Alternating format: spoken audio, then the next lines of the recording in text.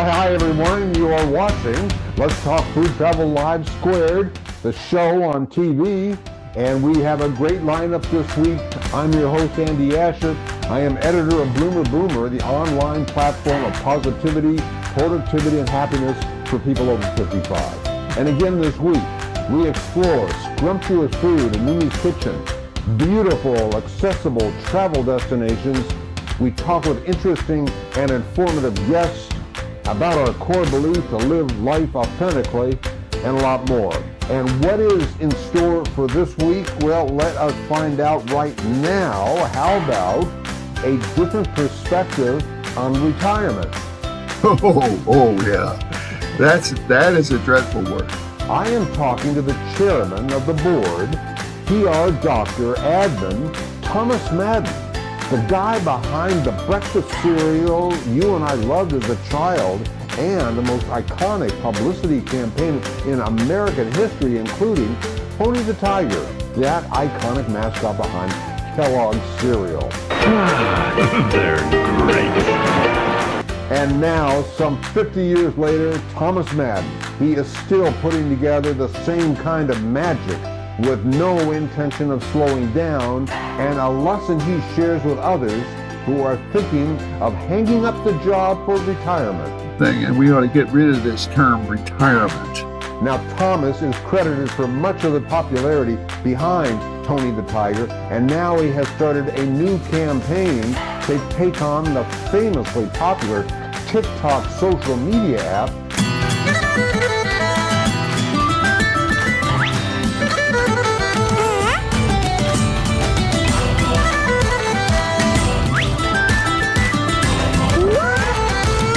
We will find out more in just a moment. Also, in our travel segment, we will hear about two travelers, age 67 and 75, who attempt a 60-mile trek into the backcountry of one of the most notoriously dangerous countries in the world, Colombia, where organized criminal activities such as extortion and robbery and kidnapping, they are common in some areas.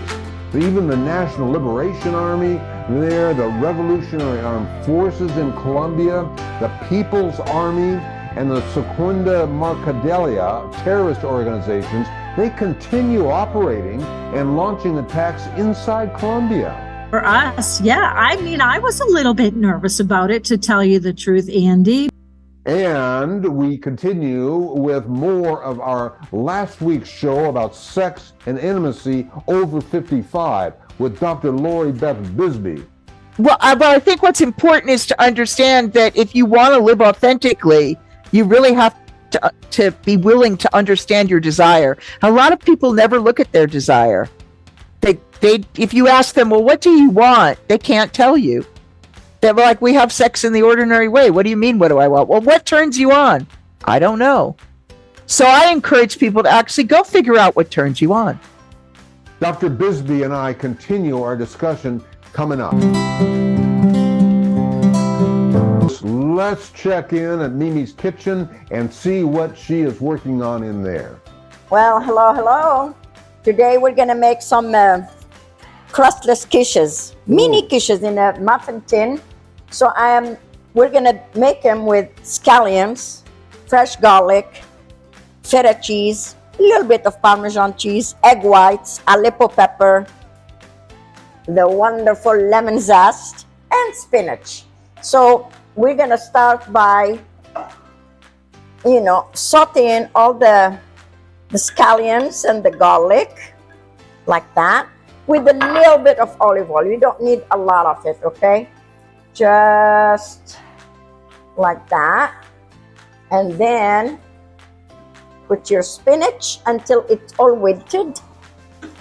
You see, when I chopped that spinach, okay? I washed it, chopped it, and now it just has to wilt a little bit. Get wilted with all the scallions and the garlic. All right. Let's put a little bit more because it's not, you know how it is. The spinach gets very small. You know that? Mm-hmm. It does. Yeah, it does. So now I'm going to put my little salt, pepper, garlic powder, onion powder. There you go. Some Aleppo pepper, which gives it a little spice. There you go, like that. And let it wilt down. Then we're gonna cool it off, and we'll come back. We're gonna put all those quiches together, and we're gonna bake them. So talk to you later. Thanks, Mimi. We'll be back shortly. But first, let me welcome you to Let's Talk Food Travel Live Squared. And it's hard to believe that 10 years ago, bloomerboomer.com started out as the Huffington Post for people over 55. Now, over all those years, it grew as a top domain authority. That was on Google, a podcast, video, and now a full show every Tuesday, live streamed on platforms everywhere. And we are part of the Canyon Star TV network in Tennessee. And at the end of the show, I will tell you 3 ways that you can support the show, keep Let's Talk Food Travel Live Squared going. In today's travel segment, I am going to be talking to Robin Samora, who at age 67, she and her partner Steve, 75, they came back from an adventure in Colombia, South America. A 60-mile trek into the remote backcountry in one of the most notoriously dangerous countries on Earth. Colombia has been ranked 144 out of 163 in terms of safety for 2022. Travel blogger Becky Pecora is undecided, though, talking about how the safety can feel a bit unnerving, driving through a rough, gritty neighborhood in Bogota during broad daylight, witnessing drug deals going down, prostitution, and never stopping the car with the windows up and the doors locked, deciding that parts of Bogota are no joke. Since I am a semi-experienced traveler, I had to hear how it was for a 75-year-old Steve and Robin 67 hiking to the Ciudad de Parada, also known as the Lost City in Colombia. I didn't have any fear for my safety at all. And so some people say, oh my God, you're going to Colombia. You know, it's so unsafe. And I say, no, that's not the case. You just have to be smart when you travel in general. Yes, yeah, I mean, I was a little bit nervous about it, to tell you the truth, Andy, because, you know, it was something I had never done. I have never gone on a hiking trek into a lost city, complete, you know, with indigenous communities and hiking. I've never done it, but I loved it. It was fantastic. Let me just ask you this: what level of experience did you have as a traveler? I mean, have you seen the world? Are you kind of been here, been there, or are you just beginners? I love to travel. Been traveling since probably my first adventure when I was 21. I told my dad I wanted to go to Europe by myself on my 21st birthday. Took me out. My mother kicked me on under the table, and she said, you know, to stop. But yeah, I've been a traveler my whole life, and I just think it's one of the most rewarding experiences to be able to see other cultures, meet other people, and just get out of, you know, your comfort zone where you are right now. Well, that says a lot about you and your background and your level of adventure. But, you know, you went to a foreign place. Was there any time that you had any slightest bit of fear for your safety? No, I didn't have any fear for my safety at all.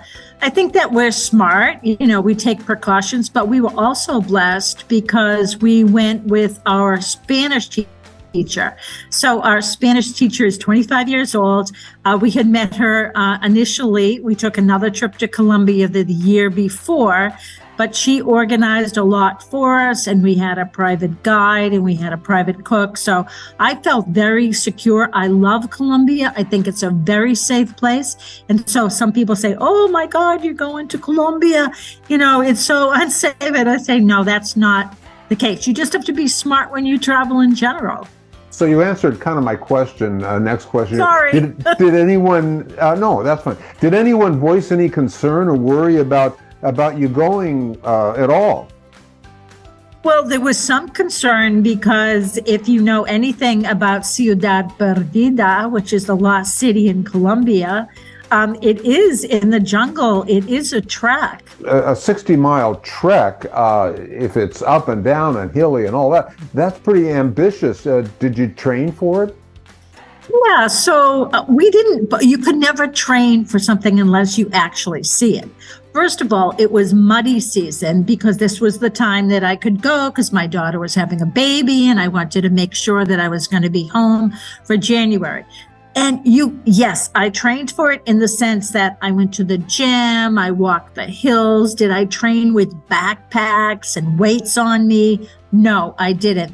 But I had been working out for like, say, I don't know, 9 months prior to it. Could I have been in better shape? Of course. So you have cold water showers at a different camp. And, you wear the same dirty pants every day. Yeah. And nothing dries because it's so humid because we're talking about the jungle. We would have, of course, rice. It wasn't like Peru where you have corn all the time, something like that. But we had rice, we had beans, we had fish, we had some chicken, and everything was cooked fresh and prepared for us. A lot of different kinds of food that I might not have had, but I'm an adventurous eater as well, not into the really super exotic, Yeah. but I'm willing to try most things. People talk the game, but they Yes. don't do. And And you the do, you're a difference- doer. Yeah, well, yeah, I mean, isn't that what really life is all about? I'm with you on that. It sounds like a beautiful trip. From travel blogger Becky Bacora, she says you should carry travel insurance on every trip, at the very least medical and emergency. But in places like Bogota, where the reputation is a little more, wishy-washy, a full policy is a good idea. Moving away now from South America, let's go Mediterranean and Mimi in the kitchen. Are we back? We're back. Oh, hi, we're back. So now my spinach is a little, not that hot anymore. I sprayed my little tin, cups here with olive oil spray. It's already ready. I'm gonna add my sun-dried tomatoes in the mixture of spinach, right? Like that. Look up, it's very pretty. Like this.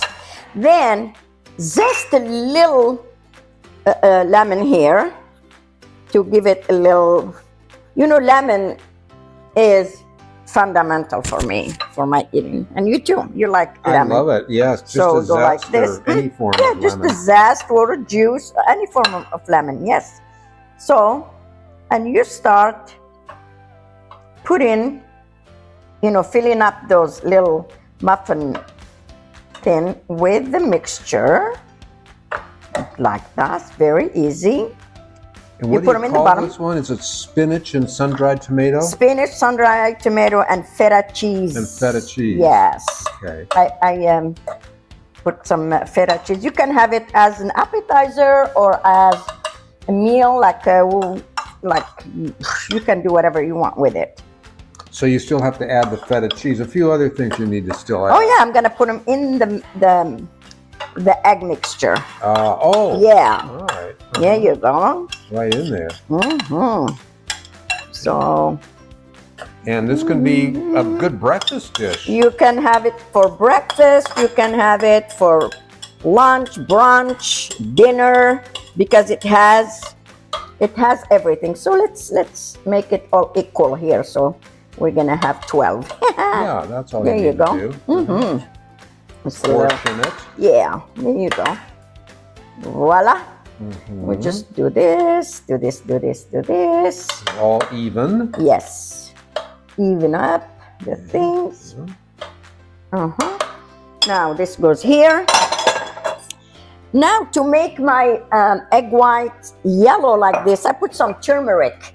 Put some turmeric in it, some salt and pepper, some Aleppo. Oh, I'm gonna put some Aleppo pepper also here because we like it spicy, don't we? I do. There you go. I do too. So you add your feta cheese. You put as much as you want. It's This for this one here for 12, you put maybe like 50 grams of feta cheese. So I'm gonna put half of this, or maybe all of it. I like So good. And then Just add the rest. yeah, I know. I'm adding some Parmesan cheese, just a little bit of Parmesan, like that. And mix, mix. Mix, mix, mix. And in those egg whites, I put some half and half, just a little bit of half and half. There you go. Mix, mix, mix. And then you're almost ready to put it I in the am. oven. And then, of course, A never little forget bit this. more. Yes, just a Little bit. zest. You're gonna see the difference when you put little zest of lemon in here. It brings out flavor. It does absolutely. So we're gonna do this. So and even then- if you have chunks of feta cheese, that's yeah, okay. it's okay, of course. Yeah. So let's fill them up like that. Oh Even yeah. that looks nice. Oh yeah. I love that. So the feta cheese will melt. It will. It better, Uh-huh. right? Yes. If it doesn't, you will have chunks of feta cheese. It's not that bad. And then the egg whites will harden up Oh yeah. It's gonna Mhm. cook. and cook. There is no flour in here, so it's all protein and vegetables. No flour, no nothing, and no yolk. And we'll get like a little egg, like a scrambled egg or something like that. No, you're gonna have like a little muffin. Look, a little muffin. Like a little muffin. Yeah, you Or can have see? for breakfast, you can have for breakfast or a snack. Yes, like we said, you can have it for anything you want. Yeah. You can have it like today. You're gonna have it with arugula salad, which is like lunch. All right. There you go. You got just the right amount of everything. Oh yeah, I know how to calculate that, Yeah, don't I? yeah. Ha ha ha. Just right.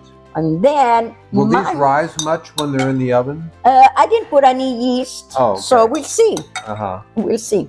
Yeah. So sometimes you can put baking soda Oh. or yeah.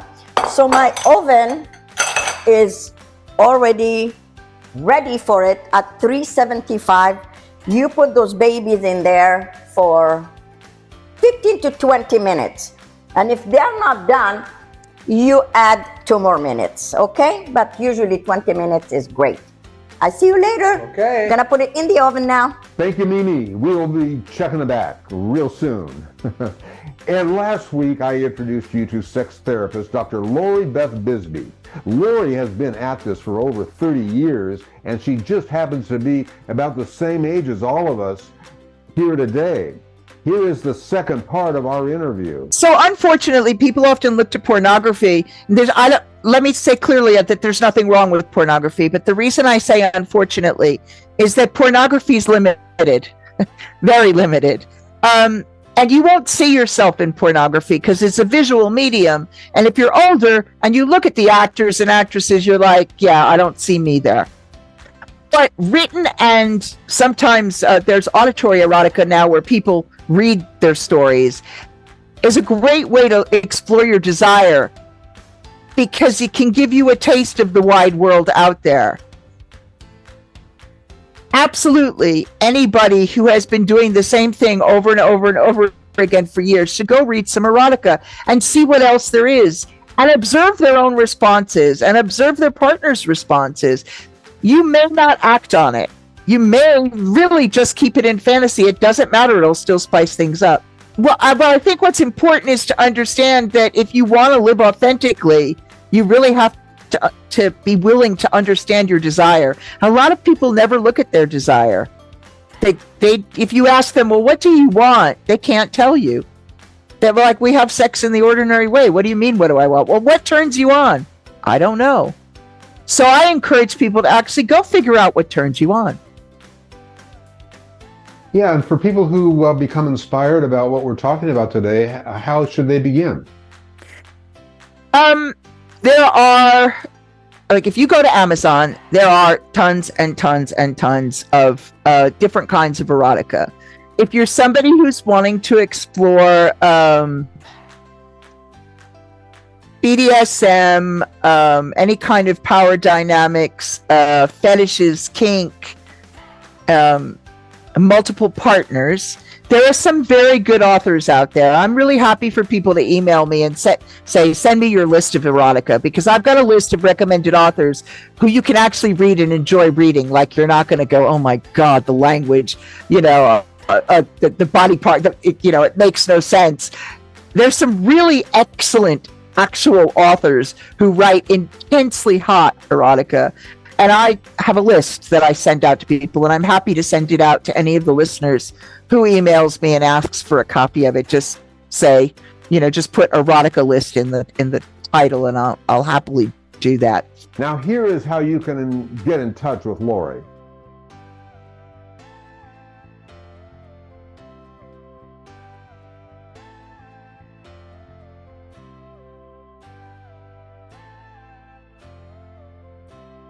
Something that I hope, comes across in these shows is a sense of purpose and positivity and happiness that can be found at any age over 55. People like Robin traveling to places unknown, Dr. Lori Beth Bisbee at 60 helps people until the day they die with sex and intimacy, and how a highly accomplished writer and public relations guy, he tries to block retirement from his vocabulary. At 83, chairman of the board, PR doctor, admin Thomas Madden has a new idea up his sleeve. I'm a guy who kind of wrote himself into his career. I mean, it's always started with writing, and that's how I started. My first job was a journalist. I was a reporter for the Philadelphia Inquirer, and from there, it just kept on going. I wrote myself right to New York, and I wrote myself right into the top of the networks, and it was really my writing that made this pathway for me. That is such a testament to writing. It's true.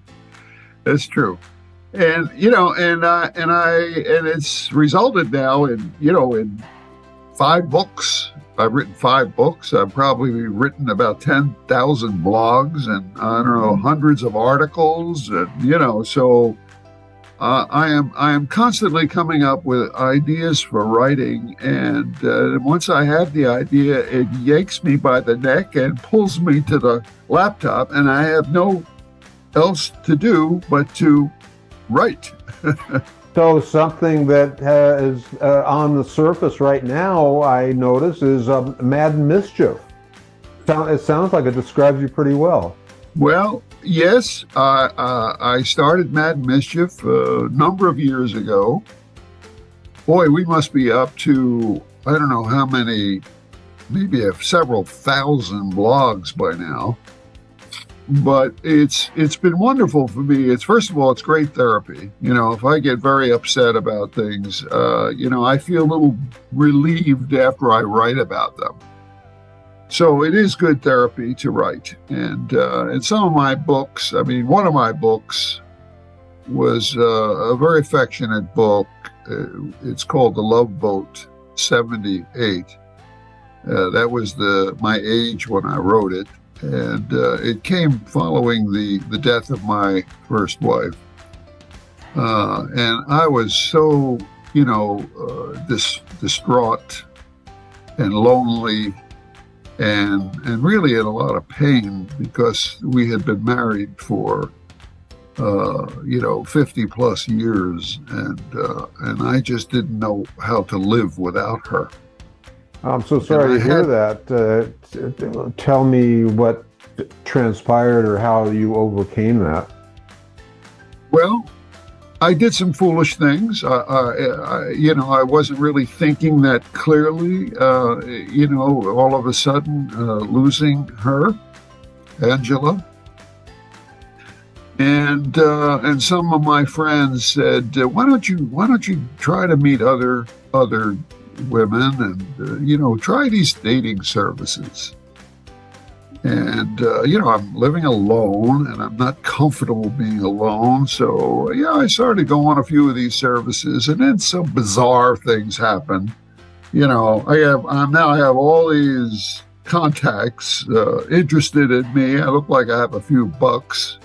I'm an older guy. I look like a perfect target. So women were writing back to me saying, from as far away as Australia, saying they'd like to come in and meet me. And I said, well, I don't know whether you want to take that long of a trip, just for that possibility that we might connect. So, and then I started actually going out with a few of my contacts on these dating services, and they were very strange, awkward.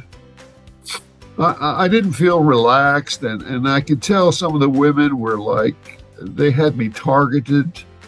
I just felt uncomfortable being, in the crosshairs. And then after searching all over the wide world for, a roommate, someone I could live with, I walk into this neighborhood bar, lunchtime, and I see this woman, beautiful blonde hair, sitting across from me on the bar, and I couldn't help, like I raised my glass and I toasted her, and she toasted back. And I was with a client at the time, and I excused myself. I said, I just have to go say hello to this lovely person over there. He says, go ahead. So I walked over, and I met Rita.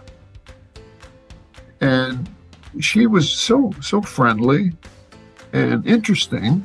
And she had an accent. I asked her where she's from, and she said Brazil. Oh, interesting. Yeah. So we started chatting, and I asked for her number, and I said I'd like to call her, and she called my phone, so I had her number, and she had to leave. She had only stopped in because she was thirsty, and she actually had a soda, nothing, not even hard liquor or anything, and she left. And then the next night I called her, and from that point on, I fell in love with this girl. And a few months later, married her. What a story. So it's never too late. No, it isn't, and we've been happily married now for about 4 years, and it's been wonderful. She's just a delight. She's so intelligent. Anybody who speaks several languages, that their brain is really functioning. Yeah. I'm still learning English, by the way. So, but she manages money unbelievably. I mean, I'm not really good at invoicing. Those are things my first wife did for me. And while I wrote, someone else did the invoicing, and the bookkeeping and all those things. I hate that stuff. And here, Rita brings these skills into my life, besides her beauty and her personality, her energy. He just brought my life back to life. That's beautiful. Well, you're full of energy and motivated.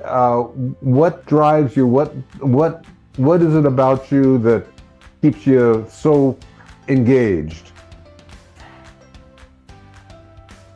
I like to accomplish goals, and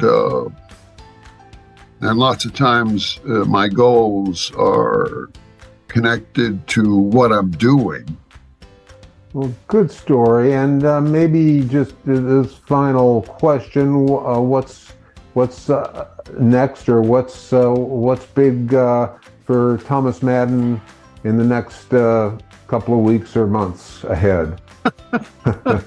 So I'm against retirement, and I expect to be working till the very, very last, keystroke. And that's why I think that's the best thing. And we ought to get rid of this term retirement. It's just not a healthy term, and it's not a good quest to pursue. And I have a number of things in the works, not the least of which is this TikTok, knockoff. Now let me talk about talk, as in tick-tock talk. I like to just keep coming up with those ideas. The biggest fear I have is I'm going to someday, I'm not going to have an idea, but I always have ideas. And they keep coming, and I love to execute them. And then, and some of them have wonderful, rewards to them. Wonderful, things that reward you for the risk you take. And that to me is so much part of life and makes life so much fun. You can learn more about Tom right here, and you can hear the rest of his interview with Tom at bloomerboomer.com. So before we go, let's take a final dip into Mimi's kitchen. Hello, we're back. Check this out.